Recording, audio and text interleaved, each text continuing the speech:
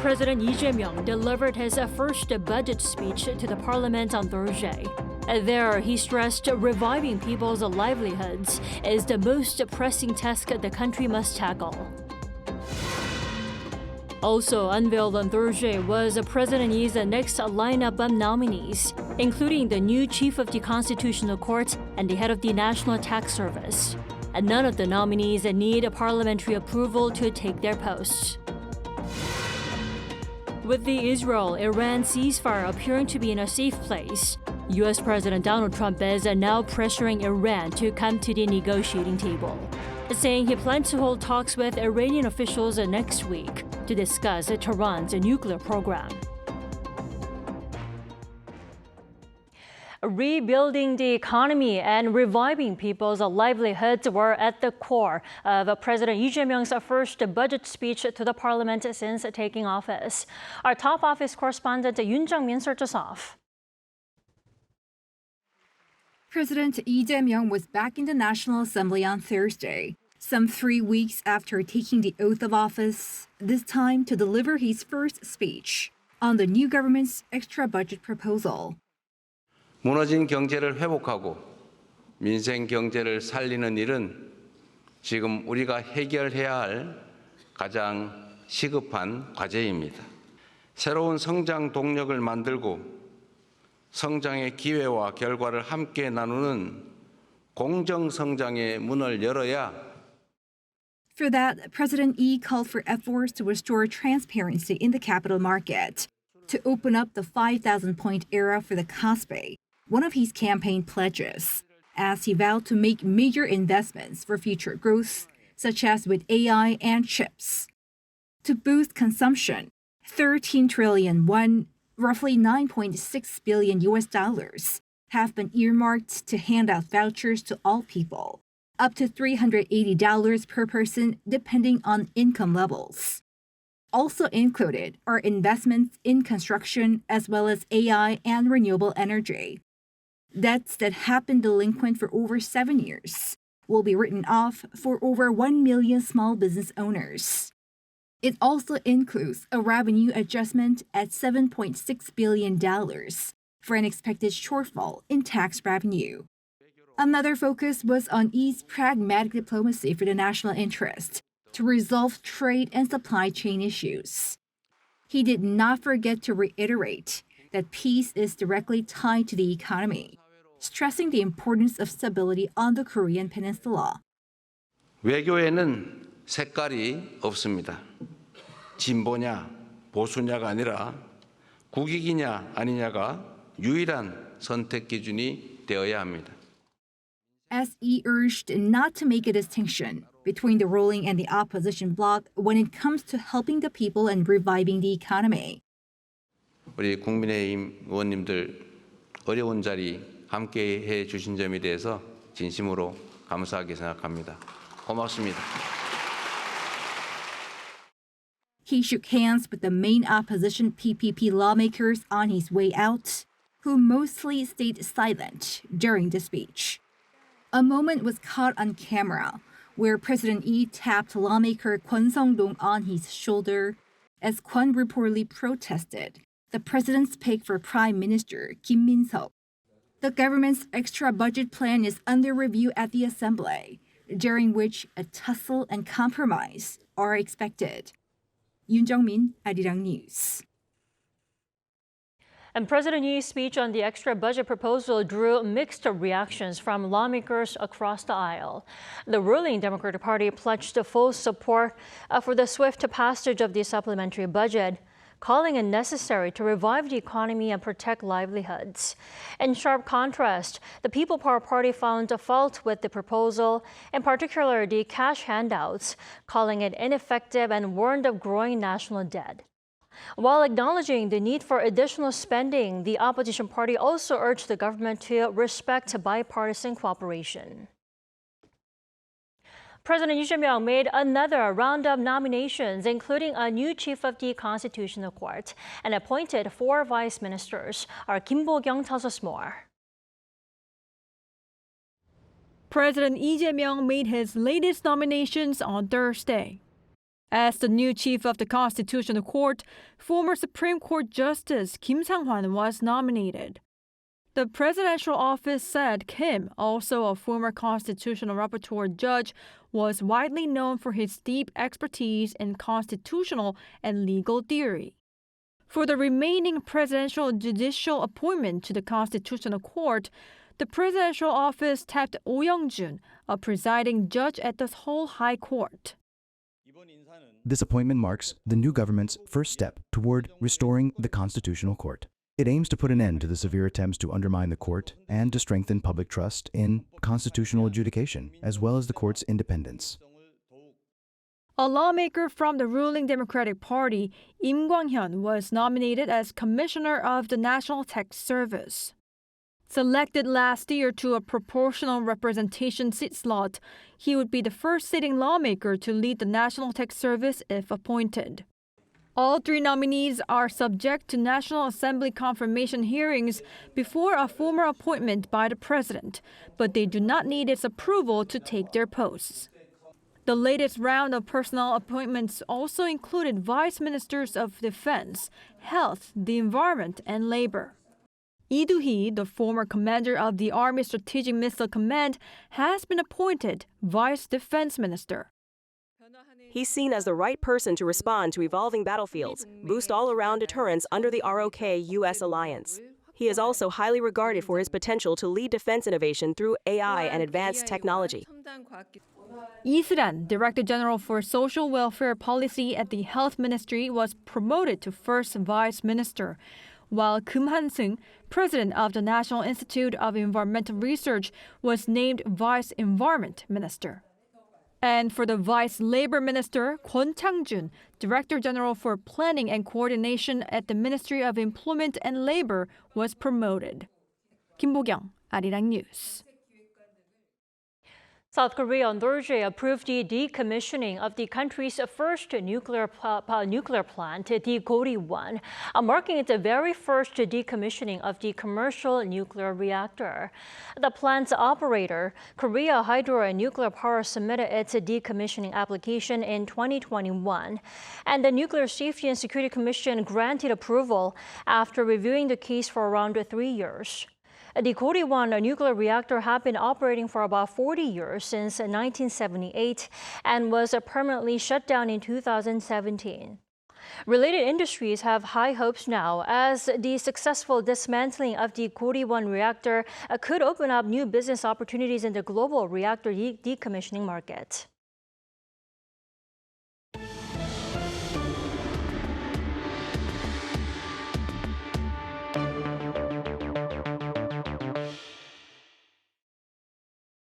Things are finally looking to be settling down in the Middle East under the ceasefire between Israel and Iran for now.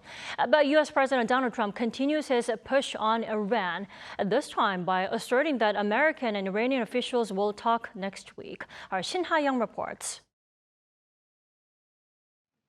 Speaking at a press conference at the end of the NATO summit in the Netherlands on Wednesday, U.S. President Donald Trump said the U.S. will meet with Iran next week to discuss a potential nuclear agreement, which had been put on hold amid conflict between Israel and Iran. We're going to talk to them next week with Iran. We may sign an agreement. I don't know. The only thing we'd be asking for is what we were asking for before about we want no nuclear, but we destroyed the nuclear. In other words, it's destroyed.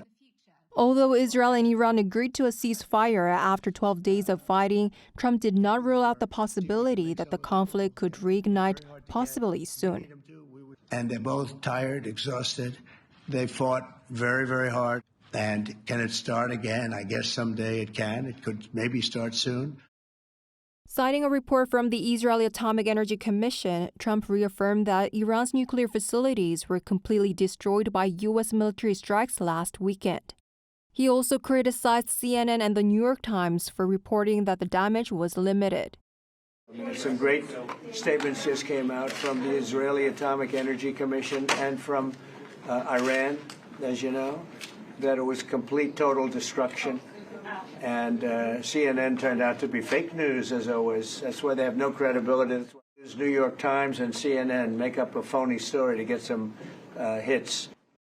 CNN reported on Tuesday that according to an early U.S. intelligence assessment, last weekend's U.S. strikes on 3 of Iran's nuclear facilities did not destroy the core components of Tehran's nuclear program and likely only set it back by months.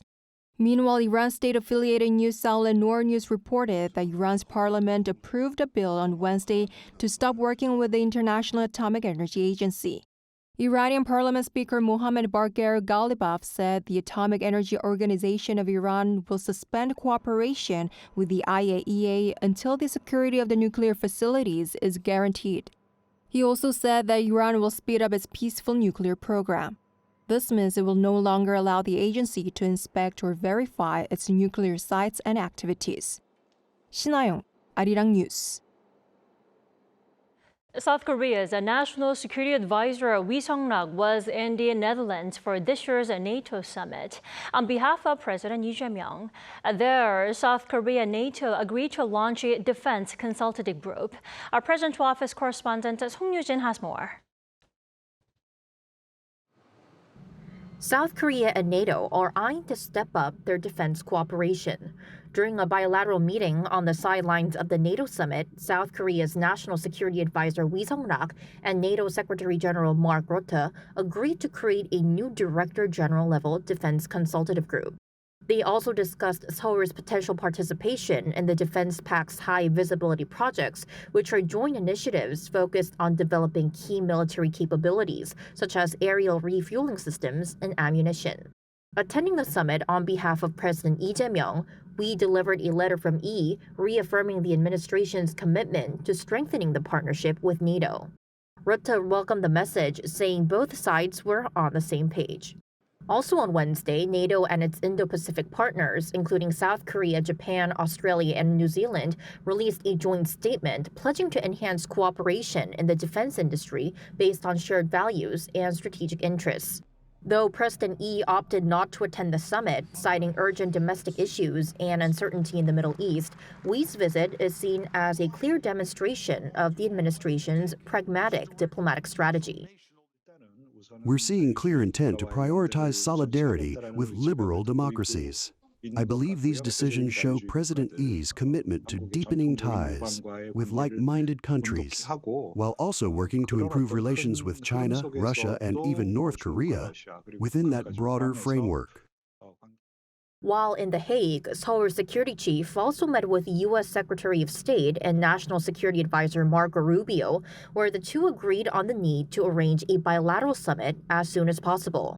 His one-on-ones with Japan's foreign minister, as well as top national security and foreign policy advisors from the Czech Republic and the Netherlands, centered on expanding cooperation.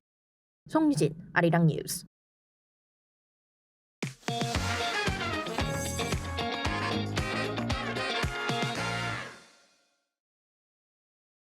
The past few weeks have been especially good for South Korea's stock market. The benchmark KOSPI crossed the 3,000 mark threshold last Friday for the first time in 3.5 years. And hopes are high that this could be just the beginning for South Korean shares. For more, we turn to our economic correspondent, Park Junan, for more. Welcome. Welcome. Thank you for having me. So, Junan, it's been 3 weeks since the June 3rd presidential election, and it seems like the post-election honeymoon rally is still ongoing. That's right, Tommy. South Korea's benchmark KOSPI, for the first time in 3 years and 9 months, surpassed 3,100. And it's also notable that South Korea's stock market ranked first in returns for June among G20 countries. And this is by far the highest increase among all G20 countries, as no other country saw gains exceeding 5% in June. Now, among the various factors that led to the rally, experts point to eased uncertainties and expectations surrounding the new Lee Jae-myung administration's economic policies as key reasons for the surge. Take a listen to what an economic analyst has to say about the momentum behind the rally. The weakening of the dollar, coupled with a cycle of fiscal policy expansion and interest rate cuts in emerging economies outside the U.S., have created a favorable environment for investment. After a period of political uncertainty, the snap presidential election removed some of this and resulted in a strong inflow on policy expectations. Well, I do understand why Korean stocks were underestimated and underperformed, but wasn't it just 3 months ago that the KOSPI recorded its yearly low? Right. The first 2025 half of South Korea was marked by both internal and external uncertainties, but which the market is extremely sensitive to. As mentioned earlier, the political instability caused by the martial law declared last December by then-President Yoon Suk-yeol pressured investor sentiment and led to an outflow of foreign funds. Moreover, tariff threats from U.S. President Donald Trump also negatively impacted investor confidence. In early April, Trump announced plans to impose 25% reciprocal tariffs on Korea. The announcement heightened concerns about inflation and contributed to the weakening of the competitiveness of South Korean exports. However, Trump temporarily suspended reciprocal tariffs for 90 days, just days after his initial announcement, leaving room for negotiation. Since then, stock markets around the world, which had plunged earlier, began to rebound. President Yi, who has long promised to usher in the KOSPI 5,000 era, declared the start of this new chapter as, quote, a new period with new hopes. Take a listen to what he said last week. 오늘 대한민국 주가가 2,992.1을 찍고 있던데 새로운 기대로 오늘을 기해서 3,000포인트를 넘어서서 새로운 3,000 시대로 나아가면 좋겠습니다. He also visited the Korea Exchange earlier this month and highlighted the importance of dividend payouts and a zero-tolerance policy for stock price manipulation, pledging to lead the market through various reforms, including shareholder return policies and amendments to the Korean Commercial Act. Well, President Lee Jae-myung, we all know, is more committed than ever to achieve that KOSPI 5,000 during his term. How is he looking to do so within the 5-year term? Of course, Tommy. So it will be crucial for President Lee's policy pledges to be implemented swiftly. Take a listen to what a chief economist had to say about KOSPI's long-term growth outlook. While the government is trying to stimulate domestic demand through a large-scale supplementary budget, measures such as expanding AI investment and improving systems related to commercial law, amendments should be implemented swiftly. Moreover, the early settlement of tariff negotiations will help lay the foundation for achieving this goal within the next 2 to 3 years, if not immediately. Well, Junan, it could not be a smooth ride to see KOSPI to reach 5,000 just yet, but what are some of the hurdles or obstacles that could be on the way to reach that 5,000 mark? Well, actually, there are some variables that could prevent further momentum. Tariff negotiations are approaching with less than 2 weeks left until the deadline. Also, although there's a temporary ceasefire, the Middle Eastern conflict between Israel and Iran could heighten market uncertainties if both sides clash again. Take a listen to what capital market experts have to say about factors that might affect the local market. In the case of wars, we'll have to wait and see how long they last and how predictable they are, as both factors will affect the economy going forward. I think the overall U.S. economy and tariff policy, along with South Korean companies' second quarter results, will be key factors in determining how our stock prices move in the third quarter. Investing always comes with both opportunities and risks in times of rapidly changing markets. I encourage viewers of our channel to manage their assets wisely. Of course, wise decisions for wise investment. Junan, thanks so much for coming in today. Thanks for the report. Thank you, Tammy. I hope you see you soon. All right.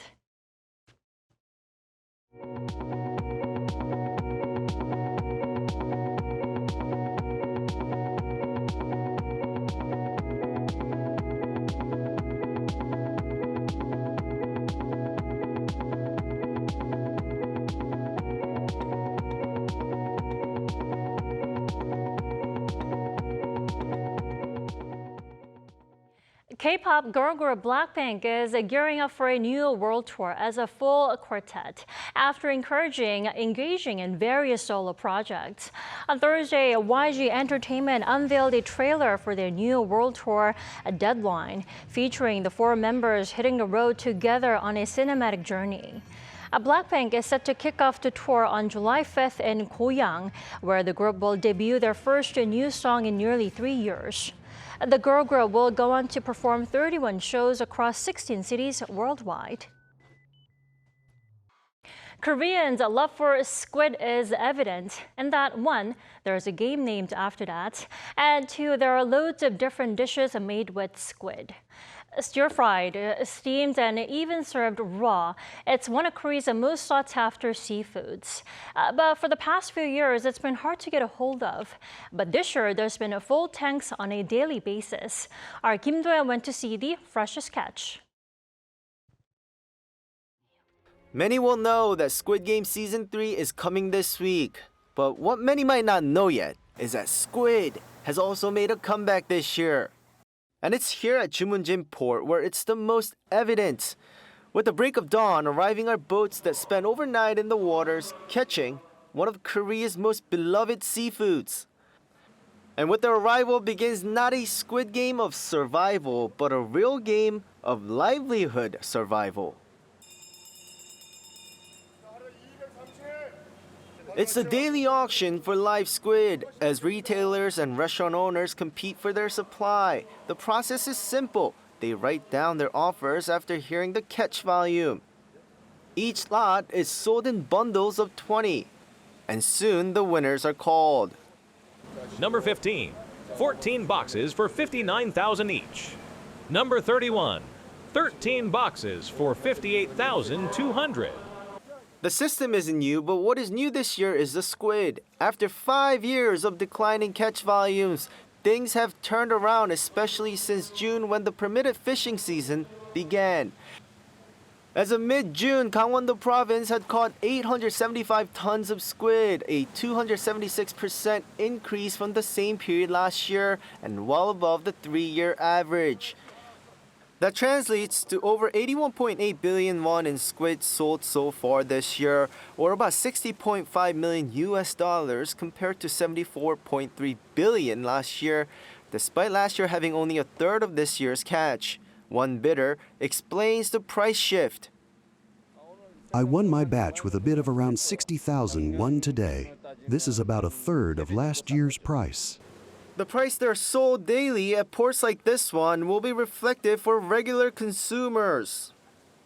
Once the auction wraps up, the live squids are distributed quickly to the winning bidders, each placed into the fish tank for shipment across the country. Increased volume means much more than just to the ones in the squid business. With squid coming in after years of scarcity, it's good for everyone, not just sellers, but also the people who sell, ice, boxes. Everyone makes a living off this.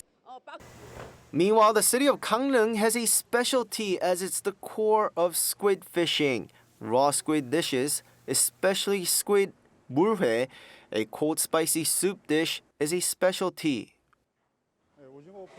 When we didn't have any squid, we had to give up on them and use flounder instead. But with the increased supply, customers are now looking for squid 물회 this year.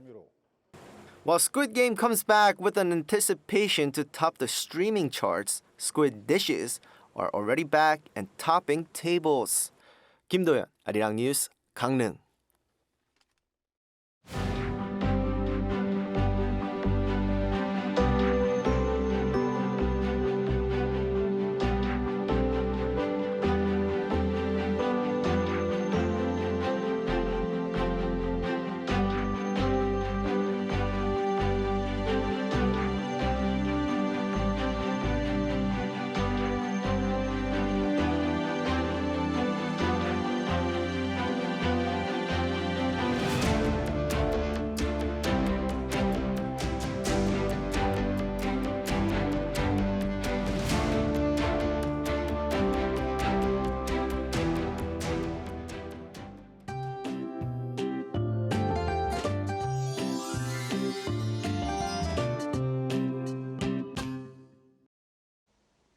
The monsoon rain had taken a step back today and it's just cloudy. However, the summer heat came back. Seoul rose to 27 degrees Celsius during the day, but with high humidity levels, it felt even hotter at 29 degrees.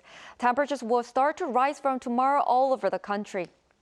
Strong UV rays are expected during the day tomorrow. The ultraviolet index will rise to high levels nationwide.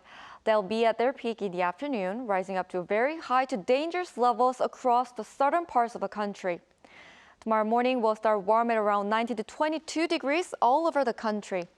Daily highs will go up to 28 degrees in Seoul, Chuncheon, and Busan, 29 degrees in Gwangju. More rain is forecast from central regions starting on Saturday morning. That's all for Korea. Here are the weather conditions around the world.